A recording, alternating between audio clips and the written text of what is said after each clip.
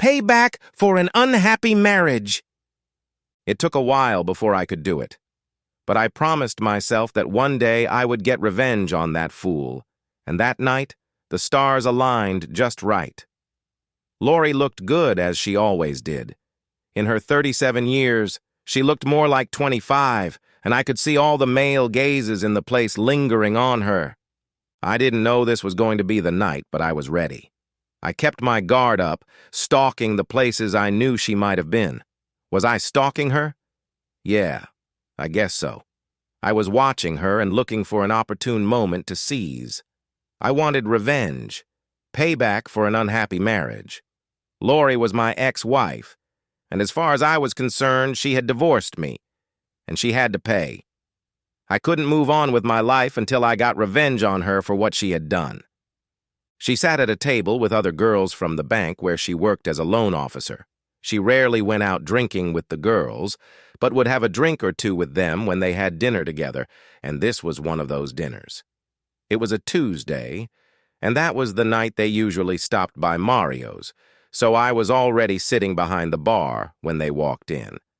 The place had a dance floor, and although there was usually a band playing there, it was about 2 hours before it started, so the jukebox was putting on the music. This didn't slow the flow of guys coming up to the table to see if one of the girls would dance with them. Some women got up to dance, but I wasn't surprised that Lori wasn't among them. Then the food was brought in, and the dancing stopped.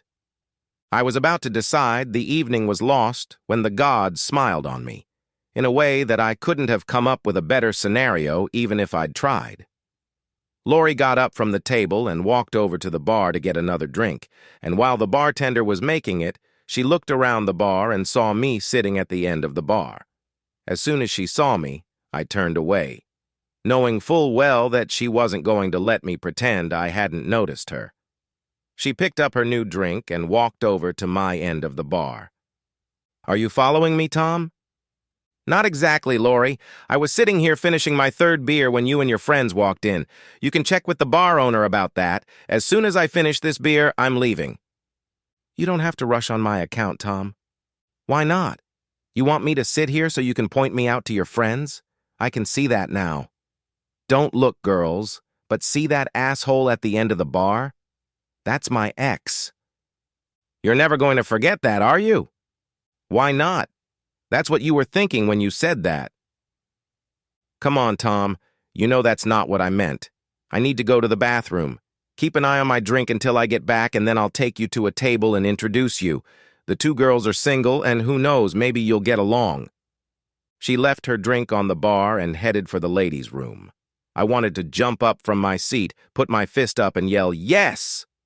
As soon as she was out of sight, I made sure no one was looking my way, pulled an envelope out of my pocket, dumped the contents into her drink, and watched it dissolve. Once again, making sure no one was looking, I gave the drink a good stir and waited for Lori to return. When she returned, she took her drink, took a sip, and said, "Come to the table with me, Tom."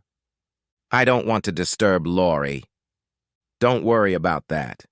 Dinner is over and the married folks will be gone. That will leave you, me, Gail, and Donna." "I don't think so, Lori. Considering what we've been through, it would be too awkward." "So I won't tell them you're my ex. I'll just say we went to school together." I didn't want to object much because sitting at her table was where I wanted to be, so I let her talk me into it. I was introduced to the women at the table as someone Lori had known in college, and after a few small talk, the married women started to leave. The band arrived, everything was ready, and as soon as the music started, Gail and Donna were asked to dance, and Lori and I were left alone at the table. "What's the matter, Tom? Why didn't you ask either of them to dance?" "No thanks, Lori. They work with you, and if I were interested in one of them, I'd have to constantly worry about what you'd tell them at work. Hearing from my ex that I'm a disgusting asshole wouldn't help any relationship I'd have." "I wouldn't do that to you, Tom." "Why not? You've already done it once." "Yes, Tom, I did. And you know the context in which I said it." As we talked, I watched her and waited for what I knew was about to happen. After about 20 minutes, her words became slurred. She took a sip of her drink and spilled it. I saw her shake her head to clear it and asked if she was okay. I just got dizzy for a second. Come on, let's go outside where you can get some fresh air. I helped her up, took her purse, and led her outside. On the way, I pulled out my cell phone and pressed preset. When the call was answered, I asked, "Are you available?" Receiving an affirmative answer, I said, "Okay, I'm on my way." By then, Lori was disoriented and stumbling. I walked her to my car and helped her get in. She leaned against the door, shaking her head from side to side until I pulled up in front of an old house on the outskirts of town.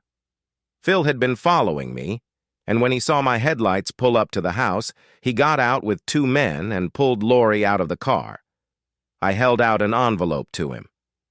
"In it are 2 ecstasy pills if you don't have your own, and the address where I want her to go when you're done. Have fun." Pulling off the road, I watched them bring Lori into the house and smiled. I met Lori when I went to the bank to apply for a line of credit. I liked her right away. She worked with me in processing the line of credit, and by the time we were done, I worked up the courage to ask her to have dinner with me. I was both pleased and surprised when she agreed. We had a pleasant evening, and I asked her out again, and before long, I guess you could say we started dating. On the 4th date, when I tried to play with her breasts, Lori let me know that she wasn't doing that, and that she was saving herself for marriage. After 6 months of dating, I proposed, Lori said yes, and we got married. During the honeymoon, things took a turn for the worse. Until that first night in Maui, I didn't realize what a prize Lori was. I mean, I knew she was a beautiful woman, but I had never seen her in anything but conservative clothing, long skirts and dresses that always went below the knees, and dresses, blouses, and jackets that were buttoned all the way up. The first time I saw her naked, I was stunned. She had an amazing body, just dynamite. And then came the rude awakening. She put on a long flannel nightrobe, turned off the light, climbed into bed and waited for me to follow. I climbed into bed and tried to reach her breasts, but she pushed my hands away. "Stop this disgusting nonsense and make love to me." We made love 3 times that night, and it was obvious that Lori was enjoying the sex. That pretty much set the routine for the next 8 years. Nightgowns, no lights, and nothing but simple sex. I couldn't even get her to try any other position. At first, Lori took to sex like a duck to water. 2 or 3 times a night and 3 or 4 nights a week. I never put up with her attitude and constantly worked on getting her to loosen up. I convinced her to try different things. After 2 years of trying, I was finally able to touch her breasts with my hands. She seemed to enjoy it, but she was also embarrassed by the fact that she liked it. I also tried to get her to dress differently. I wanted her to show off her gorgeous body. I wanted everyone to see how lucky I was, but she wasn't participating in that either. I didn't notice it right away, but our sex life started to wane. In retrospect, the more I tried to open up to Lori, the less interested she became in sex. By the 8th year of marriage, our intimate life was on the wane. It didn't matter what I did or tried to do, Lori just stopped being interested. I kept pushing and trying, and one night she screamed, "Get off me and leave me alone, asshole!" Yeah? I'm an asshole? Just because I want what every married man in the world has, I'm an asshole? Yes, all sex all the time. Come on, Lori, put on that low-cut blouse, that short skirt, put on those high-heeled shoes, and on and on and on. That's all you think about, that's all you talk about, and I'm sick of it. I'm sick of hearing your voice, and I'm sick to death of your monotonous thinking. This pissed me off, and I retorted that she was a prude and said a few other things that, in retrospect, I shouldn't have done. She grabbed her nightgown and headed for the spare bedroom. For the next 5 days, she didn't even speak to me. And on the 6th day, a man came up to me and asked if I was Tom Walsh, and when I said I was, he handed me some papers and told me I had been served. Lori sued me for divorce. In our state, divorce is no fault, so Lori didn't have to give a reason. It didn't make sense to me. We didn't have any major issues. The only thing we argued about was sex. The divorce was bitter and expensive. I loved Lori, but I didn't want a divorce and fought it every way I could. My attorney warned me that I was wasting my time and money and that the divorce would eventually go through, but I was convinced that if I fought long enough, Lori would come to her senses and we would get back together. My attorney filed motion after motion, and this went on for almost 9 months. And then one day I received an envelope in the mail, and when I opened it, I found a picture of Lori. She was naked and looking at the camera, and there was a man standing with her having sex. It was the clearest "go away" I'd ever gotten, and I backed off and let the divorce happen. I spent the next year feeling sorry for myself and crying in the beer hall. It got to the point where no one wanted to be around me. One day I woke up and realized that I needed to get my head out of my ass. And I also realized that I could never move on with my life until I repaid Lori for what she had done. And it wasn't just about what I had come to think of as a failed marriage. I thought about that picture she had sent me. She had to pay for it, and pay big time. Over the next 6 months, I thought of dozens of things I could or wanted to do, but they were all either too unrealistic or too expensive. One day at work, I was sitting at my computer reading a memo from our Detroit office. In it, a regional manager was talking about problems he was having, and in the memo he said, "I forgot the KISS principle. Keep it simple, stupid." I knew right away that none of my plans to get back at Lori would work, because they were all too complicated. I needed to keep it simple. One night, I was having drinks with a close friend. Phil knew what Lori had done to me, including the picture, and stated that since sex was the cause of the problem, sex should be the answer. I asked him what he meant by that, and he said, "Get her drunk and then have her have sex with 3 guys, take a picture of it, and make sure everyone sees it." The more I thought about what he said, the more convinced I became that he was right. So I asked him if he had any ideas on how I could accomplish this. Slip some kind of drug into her drink for use on a date. Yeah, but how will you arrange sex with guys? You slip her the drug and then call me and I'll take care of the rest. Who do we know who can get drugs to use on a date? I know a few people I can ask. I'll get on it. And there you have it. A plan. It seemed simple, but it turns out simple isn't necessarily easy. First, I had to do something that would be very difficult for me to do. I needed to develop a relationship with Lori that would allow me to be there for her when she was drinking and be close enough to her to be able to take control of her when the drug kicked in. I still did business at the bank where she worked, and she was there every time I went there, but I always took my eyes off her. We had a lot of mutual friends who invited me to parties that I never went to because Lori might be there. I was going to have to use those 2 facts to get closer to her. I started making eye contact with her when I went into the bank. It was hard at first. I had to struggle to maintain a neutral expression when our eyes met, but somehow I managed. Her facial expression was surly, the kind that any customer in a bank might have if they met her gaze, but one day she smiled when our eyes met. It caught me off guard, but I was able to force myself to smile. From then on, every time our eyes met, we smiled and nodded at each other. We never spoke, just smiled and acknowledged each other. I started going to parties, dinners, and other social events I was invited to, and at about 2/3 of them I saw Lori. One night we were at a birthday party and Lori came up to me. "Hi, Tom. How are you doing?" "Good, Lori. I've been feeling better, but I'm okay. How about you?"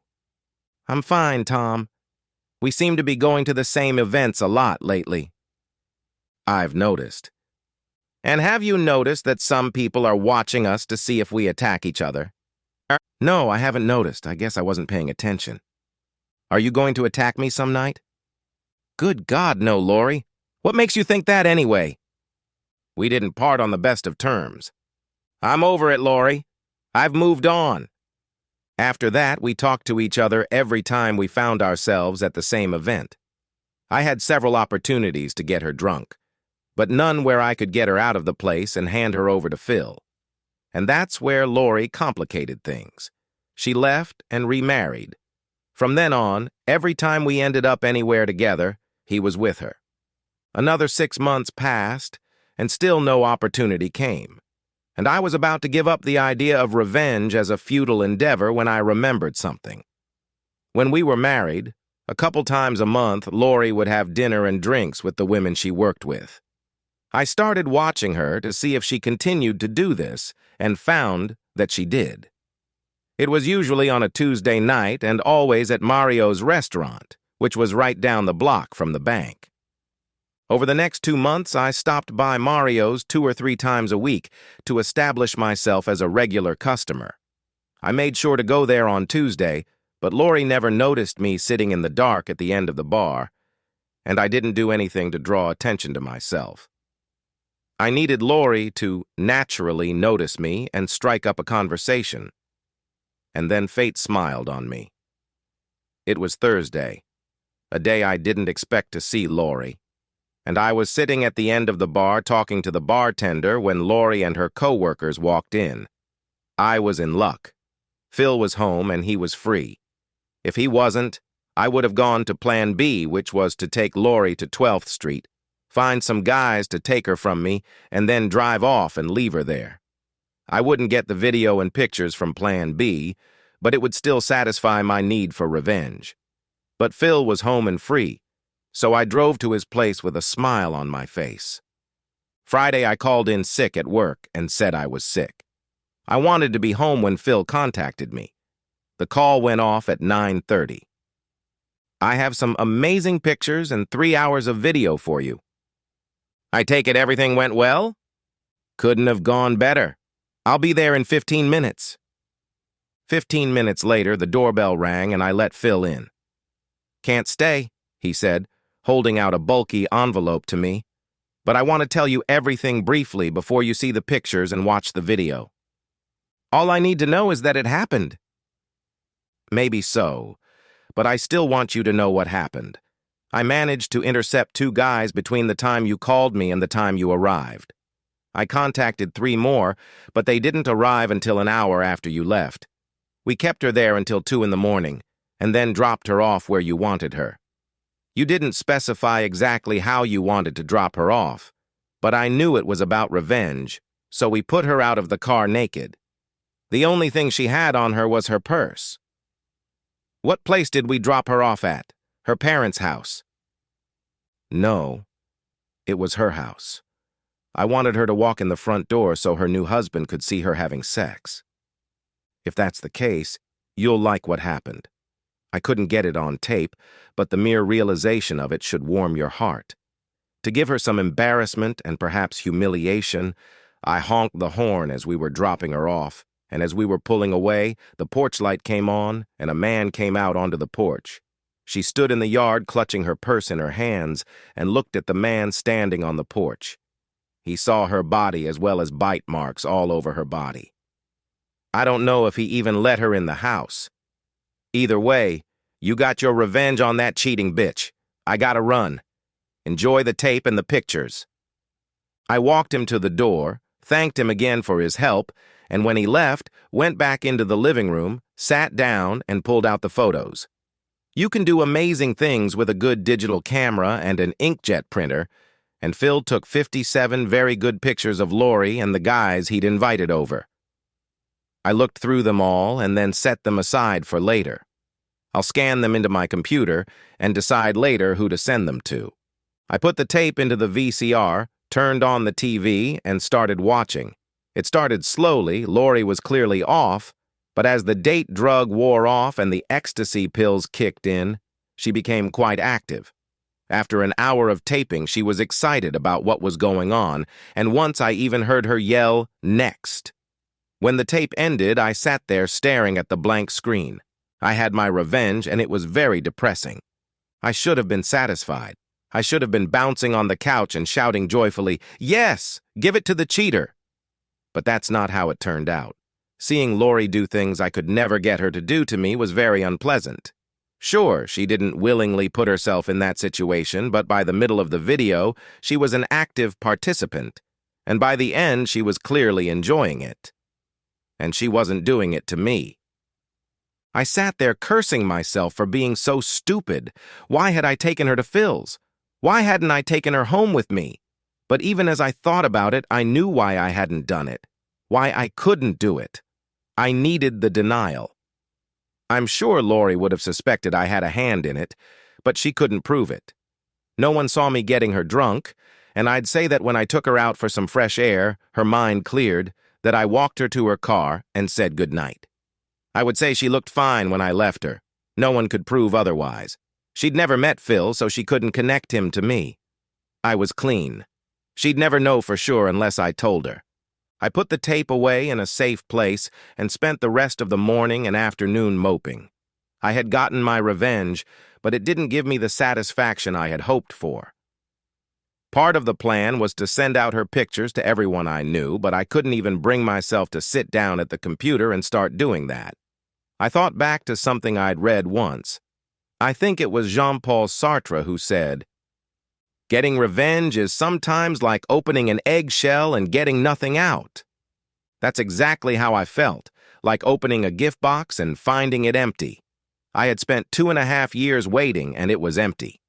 I don't know how long I would have continued to feel that way if the phone hadn't rang at 3:30 p.m.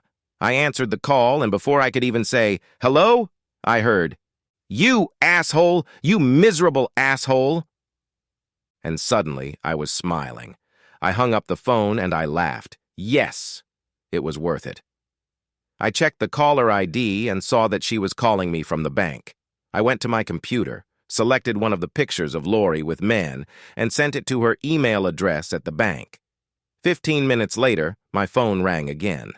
Before picking up, I checked the caller ID so I knew it was Lori. I picked up the phone. "Hello?" "You miss..." she began, and I hung up. 2 minutes later, the phone rang again, and again the caller ID showed it was Lori. "Hello? Why did you do this to me?" "I don't know what you're talking about." "Why did you do it, Tom?" "Did what?" "Don't play dumb, Tom. I know you're behind what happened to me last night." "I have no idea what you're talking about, Lori." "Do you deny putting something in my drink and then taking me somewhere?" "Of course I deny it. I have no idea what you're talking about." "Last night at the bar, you drugged me and then took me somewhere and let a bunch of men have sex with me." "I didn't do any of that. You were perfectly fine and sitting in your car when I left. I know what you were doing after I left because a man came to me this morning and showed me a picture of you having fun with some men. You certainly didn't look like you minded what you were doing. Furthermore, it looked to me like you were the aggressor. Anyway, he told me that if I didn't pay him, he would put the pictures on the net. Obviously, he didn't know you were my ex-wife. I saw a way to get back at you for what you did to me, so I bought the pictures from him. Did you know there was also a video? You can deny it all you want, Tom, but I know you were behind it. I hope you're satisfied. I hung up the phone and went to play 18 holes, and it was one of my best rounds ever. For the first time in my life, I shot an 80. When I got home, it was almost 9 o'clock, and I was surprised to see Lori's car in the driveway. When I got out of my car, she got out of hers and headed toward me. I stopped and waited for her and prepared to grab her wrist when she took a swing at me, but she didn't try to punch me in the face. She just stopped in front of me and said, "I hope you're satisfied. My husband kicked me out." "That'll do for a start." She looked at me with a confused expression on her face. "For starters? What does that mean?" "You shouldn't have sent me that picture, Lori. It made me think about sending some pictures of myself. Maybe to your parents, your siblings, maybe some of your best friends, and maybe even your employer." Her face went pale, and she exclaimed, "Oh no, Tom, you can't do that." "Why not? Wouldn't that be a perversion? And am I not a pervert? I seem to recall that you say I am a pervert." "Please, Tom, don't do this. You ruined my marriage. Isn't that enough?" "No, Lori. I don't think so. You ruined our marriage and made my life miserable. I have to get back at you for that." "Please, Tom, I beg you, don't make it worse for me. I'll do anything you want, just don't, please God, don't send those pictures to anyone." "You'll do anything I want?" She said yes. Then I told her my price and walked out onto the porch. She was still standing there looking at me. Then she hung her head and followed me into the house. The end! Subscribe to my channel. Thank you.